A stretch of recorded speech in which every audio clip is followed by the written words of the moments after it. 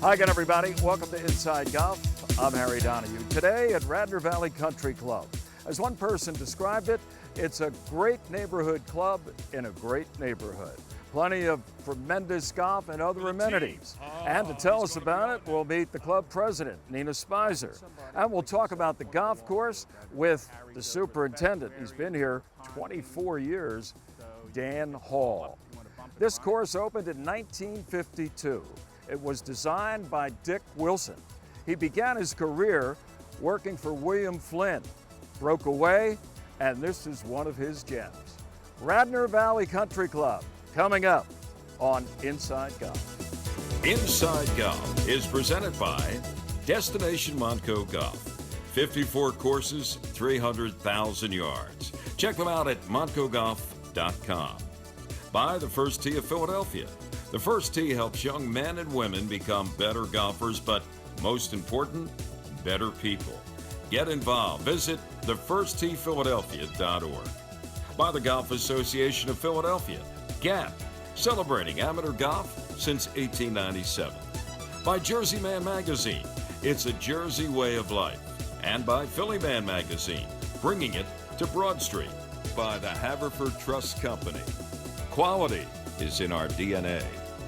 And by Inside Golf's partner since 1998, the Philadelphia Section PGA, experts in the game and business of golf. Take time to thank your local PGA golf professional. Golf has always provided the health benefits of fresh air, focus, and fun. Now let's apply social distancing to the game we love. Stay home if sick and always stay 6 feet apart and avoid large gatherings on the course. Try thumbs ups or fist pumps, not handshakes or fist bumps. When in doubt, just don't touch and wash your hands. Mark your ball clearly and wear a cloth facial covering when taking a lesson. Finally, respect your fellow golfers and let's be grateful for every swing.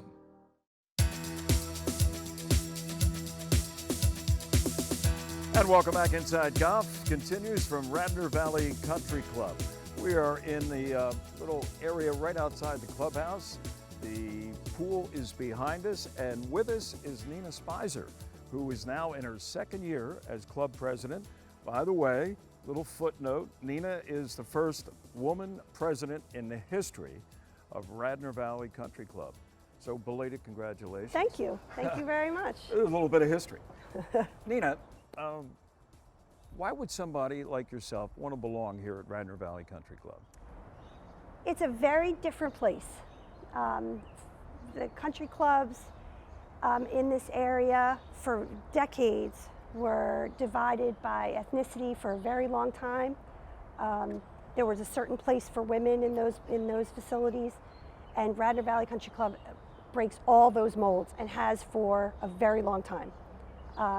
We are incredibly open to all types of people, especially women. We have an incredibly strong female population here of golfers, as well as tennis players and social members. We are open to families. So all of the norms of country clubs that have existed for years go right out the window at Radnor Valley Country Club. I would say the last 10 to 15 years, we've become much more open to families and what that means for families, and in terms of having dining options that are more casual and a pool environment that's conducive for kids, but also maintaining some of the amenities we have for our older members as well, and we've been able to balance both of those really successfully. Right. You know, this is such an historic building. It was someone's home way back when, and then when the country club came here, it is the clubhouse building since 1952. The golf course, but you talk about amenities. You look around, you see the swimming pool obviously right behind us. Tennis courts, the redone tennis courts, Brand new. right? Yeah. Brand So new outdoor. you offer not more than just putting the ball on the tee and going out there and playing 18 holes. We sure do. We've got state-of-the-art tennis facility, both indoor and outdoor, which is unusual for country clubs in the Philadelphia area. And we have a beautiful pool area that overlooks the course, as well as dining and banquets and parties and social events. We have something for everybody here. You have two gentlemen that have been around here for a long time. I'm talking about your head professional, George Forster, Yep. and Dan Hall. Yes. We met them here, or we'll meet them on the show. I mean, their experience is, you can't put a price tag on something like that, can you? Over 30 years. Yeah. Which says what it's like to work here and to be a member here, and that's the community that we have. Right, right. When you have new members inquiring and deciding, yeah, this is where we want to be, what's their common questions to you or to the board or other members about their concerns about Radnor Valley Country Club? Well, times have changed, and just since I've been on the board and been involved with membership, the types of members that come through, and I would assume all country clubs, are concerned about inclusion. They're concerned about whether the club meets their lifestyle, and lifestyle's changed. It's much different than when I was growing up. Sure. And we've tried to really adjust all of our, whether it be golf, whether it be the pool hours, whether it be the type of food that we offer, or the food choices that we offer, to meet those changing lifestyles. I noticed preparing for this interview down on the tennis courts, you have some youngsters, so this time of the year, there's camps We've got for young tennis players. all kinds of camps, as well as golf. We've got golf and tennis camps, and that includes, but again, over time, we've evolved that as well, because we wanted to include all types of kids, not just ones that were going to play in college, so that your kids can come, take a tennis lesson, and then spend the afternoon at the pool. So we have something for everybody. You know, the boards, they change. And over the course of a short period of time, the niches change for clubs. And I think what you're describing here in the last couple of minutes about Radnor Valley Country Club is that it has kind of changed its, design. It's whatever it is that used to attract members here probably isn't the same. I would say it's now a lifestyle. Right. Rather than golf or tennis or swim. And every club has their own, like you said, their own niche in the community. Ours is an overall lifestyle for people that are looking for something modern, inclusive, fun, and keeping up with current lifestyles. You have your own career as an attorney. Is this a place for you to come out and get away from it all every once in a while? I've got 2 teenage kids, and if you know, teenagers do not want to be going to the country club. They love it here. They're here today. You have to make sure you have stuff for everybody. Whether you're a working woman, whether you're a retired man, whether you're a 16-year-old girl. It's all here at Radnor Valley Country Club, but it sounds like, because of this woman right here, Nina Spicer, it's going to be around for a long time. Nina, thanks a lot. Thanks so much. Well, Nina Spicer was talking about the overall amenities here at Radnor Valley Country Club, one of them being tennis. And look what they've done here, thanks to Matt Jacobs and his company, Sport Builders. They have redone all 5 of the outdoor tennis courts. Matt, first of all, thanks for taking some time out here from your completion. What have you done here?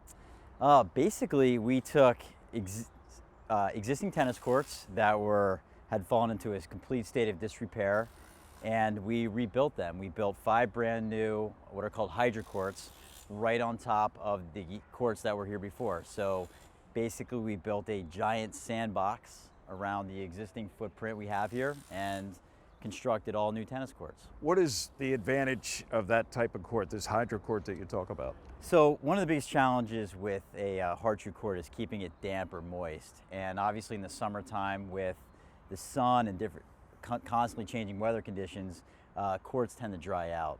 And the advantage of a hydro court is that the court is always wet and damp, and you have a consistent playing surface 24/7. It's also very green, meaning you use way less water than you would with traditional sprinkler heads on the old school hard-shoe tennis courts. But when you come out to play on a hydro court, it's less maintenance. You can always expect the same consistent playing conditions, and it's just more of a pleasure to play on. Yeah, now Inside Golf is the title of our show, but Sure. Once in a while we get off focus a little bit and get into tennis. It has like sort of a clay finish to it, doesn't it? Basically, we're playing on green clay. It's Right. it's a crushed limestone. It comes from the foothills of Virginia. It's green in color because that's the color of the stone that it comes from. And basically, it's a very fine crushed stone, and it's put down with various application methods, but we primarily use this process called laser grading, similar to what you would use to build a tee box or a driving range, or very similar construction methods to the golf world. Yes. Well, this is a great project. Thank you. I guess you can't. It's almost complete. Kids are out here having a good time at tennis camp. Yep. And this is going to be around for a while, right? That's right. Absolutely. It's going to last. It's going to last for years and years. Thanks for joining us. You're welcome. All right, stay with us. More to come from Radnor Valley Country Club. We're going to meet two gentlemen who have been here a long time. That's next on Inside Golf. This guy keeps getting younger looking, doesn't he?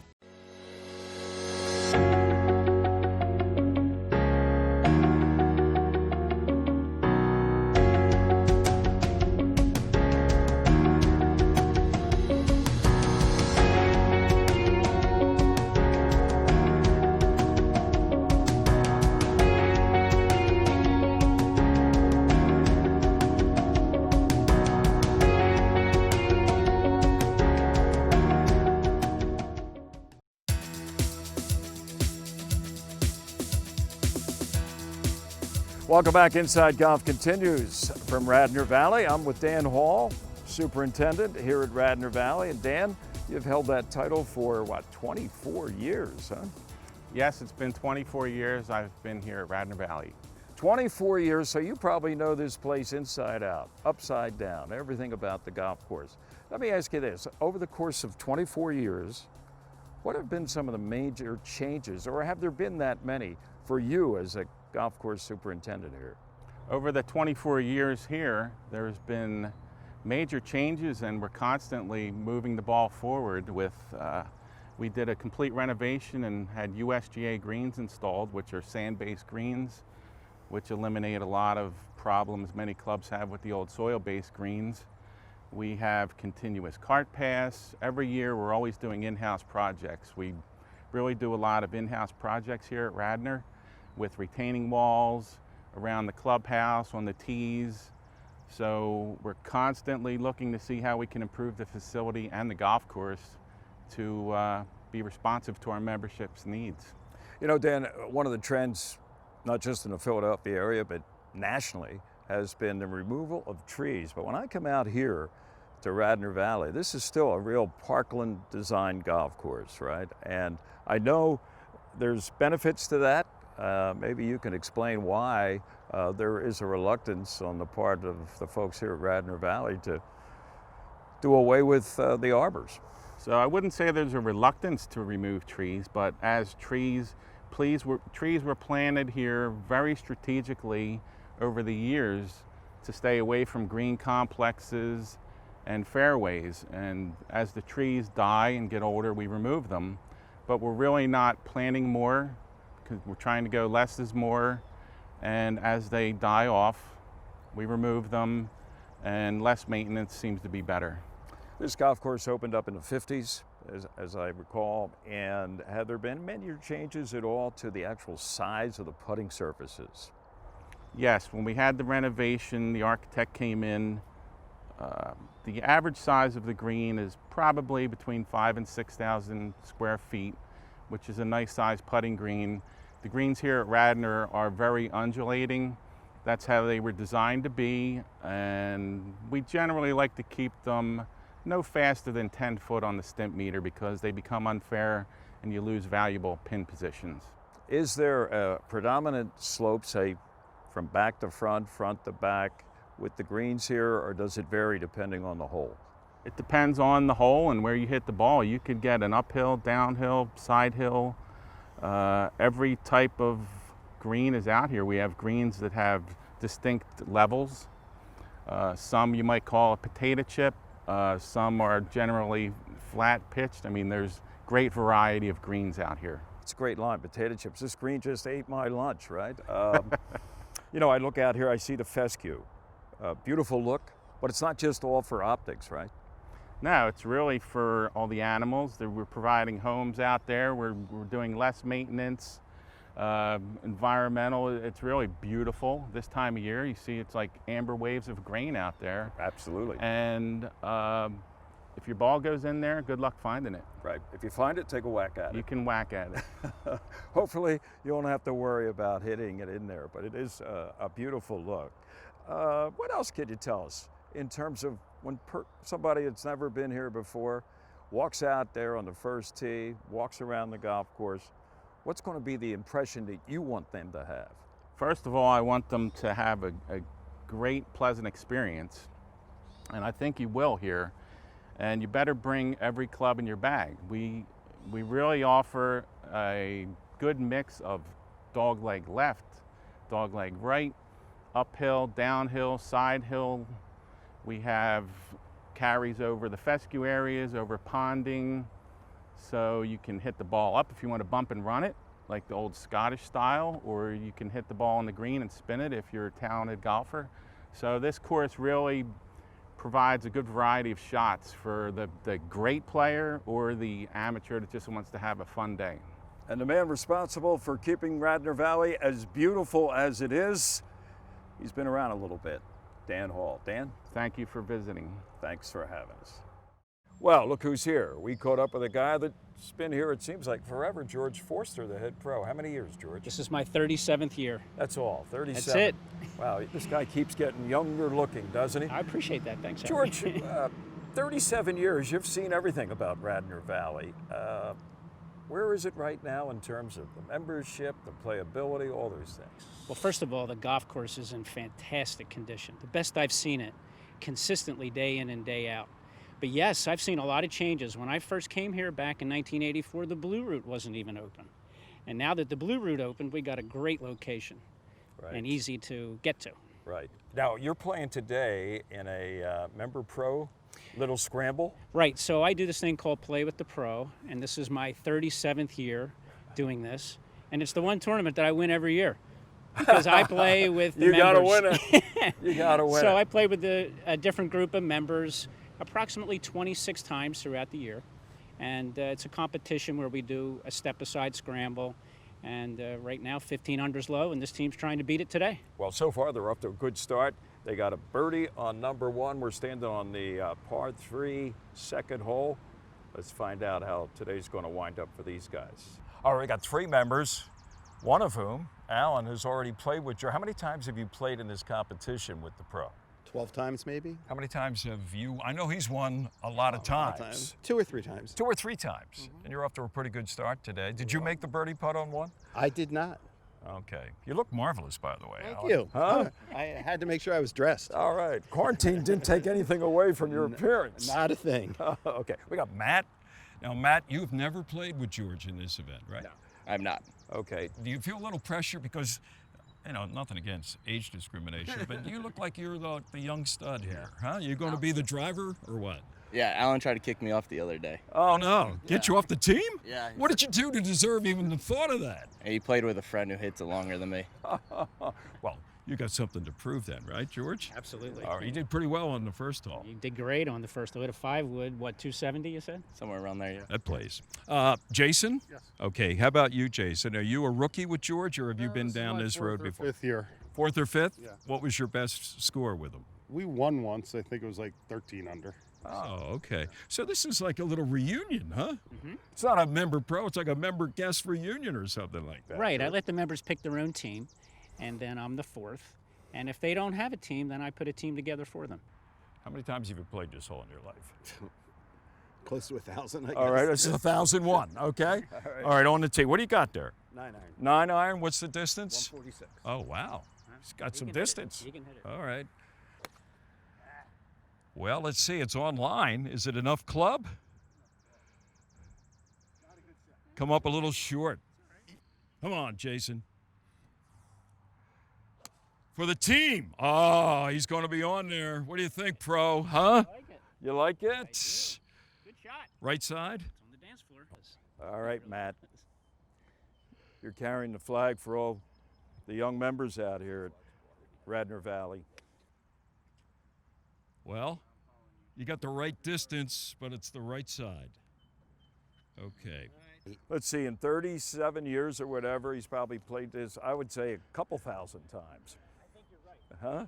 He spends a lot of times at the shop, though, I know that. Oh, George, get in the hole. That looks pretty good, George. I think I know which ball you're going to use to try to get to. Gentlemen, it's been a pleasure. Thank you. Enjoy your round. Bring home, you're going to bring home a championship no matter what. Thanks, George. Thanks for coming out. Balls. And just remind me and put everything in perspective. It's a great little saying, isn't it? It is. Yeah, I completely agree.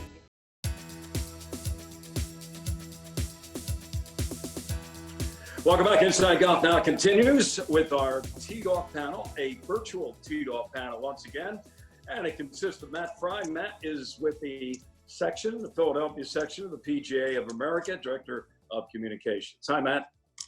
Hi, Harry. Thanks for having me. Quinn Spitzer is the president of the Golf Association of Philadelphia. Always a pleasure to see you here on Teed Off, Quinn. Thanks, Harry. Good to see you as well. And from myphillygolf.com, Mr. Joe Logan. He's probably making appearance number 975 or somewhere around that here on Teed Off. Joe, always great to have you. Good to be here. Thanks. I came across, I think it was via social media actually, a sign that is pictured. Let me put my glasses on here so I can be as perfect as possible in reading it. It's at the first hole at Tokatee Golf Club. Now, I never heard of Tokatee.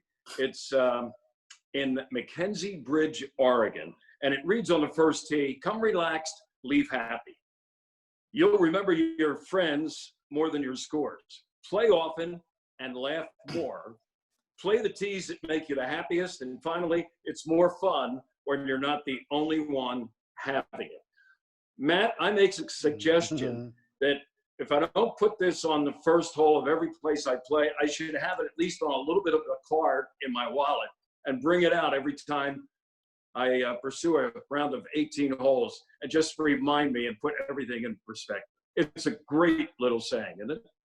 It is. Yeah, I completely agree. You know, I think a lot of people get hung up on their golf scores, and if they play poorly, they can ruin their whole day or sometimes their whole weekend. But golf is meant to be fun. It's meant to be enjoyed. So this is just a perfect reminder of that. Absolutely. Quinn, was there any one of those one little liners that I just read off that particularly struck you? Well, you know, I always like the idea of the camaraderie in golf. I'll never forget, every time I come home from playing golf with some of my friends, my wife always asks me, "What'd you talk about?" And I say, "Golf." And she thinks I'm lying. And she says, "No, I know you must have been talking about something else." No, we talk about golf, and that's so much of the enjoyment. But I have my two objectives for every round of golf, and I've tried to live by these, which are basically don't hurt yourself and try not to make any enemies. And that's sort of a good mantra for me in terms of the way I play.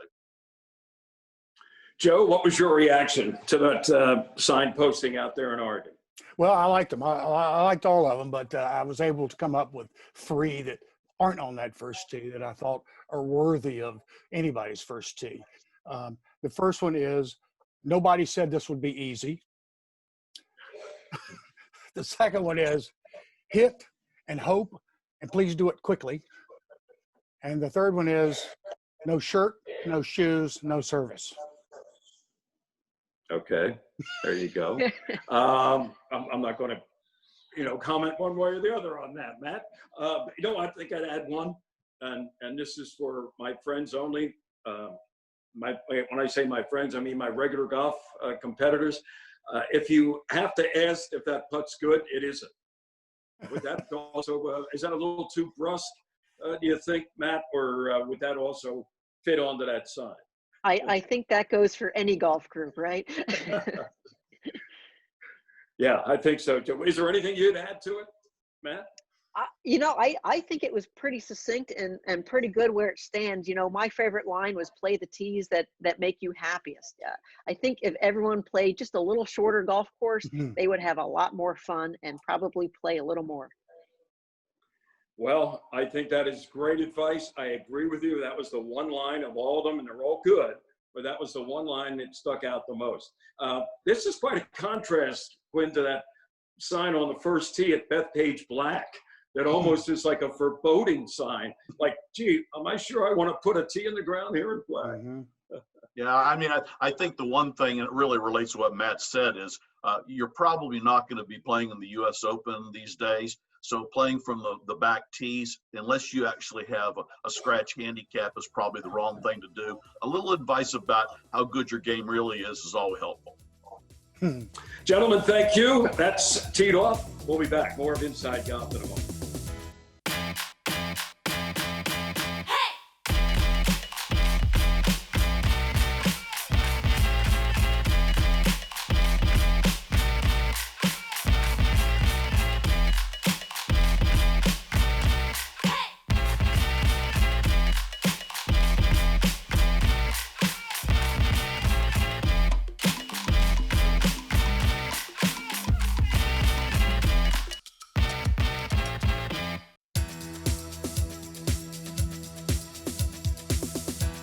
Well, that's going to do it for this week's edition of Inside Golf. From Radnor Valley Country Club, our thanks to the club's president, Nina Spicer, to Dan Hall, the superintendent, for a long time, and also for a long time, the head professional, George Foster.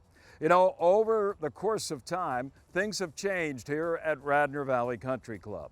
The culture's a little bit different, but the golf course that was designed by Dick Wilson way back when in the 50s remains quite a challenge. I'm Harry Donahue, and remember, no matter how bad it's going for you out there, don't pick up. We'll see you next time right here on Inside Golf. Inside Golf is presented by Destination Montco Golf. 54 courses, 300,000 yards. Check them out at montcogolf.com. By the First Tee of Philadelphia. The First Tee helps young men and women become better golfers, but most important, better people. Get involved. Visit thefirsttphiladelphia.org. By the Golf Association of Philadelphia, GAP, celebrating amateur golf since 1897. By Jersey Man Magazine, it's a Jersey way of life. And by Philly Man Magazine, bringing it to Broad Street. By the Haverford Trust Company. Quality is in our DNA. And by Inside Golf's partner since 1998, the Philadelphia Section PGA, experts in the game and business of golf. Take time to thank your local PGA golf professional.